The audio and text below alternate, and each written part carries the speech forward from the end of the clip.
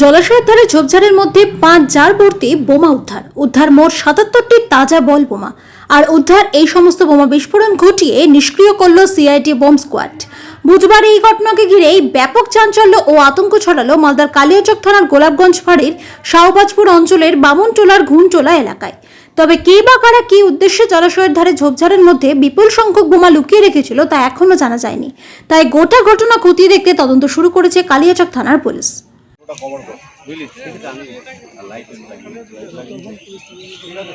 তৈরি হয়ে গেছে আরে আওয়াজ কিরকম করেছিল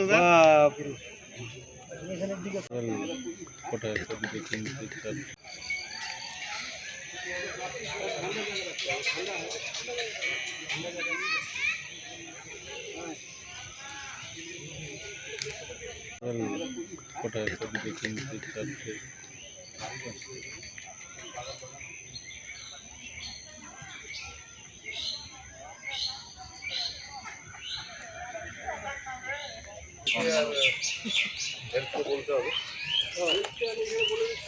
অতটা অ্যাম্বুলেন্স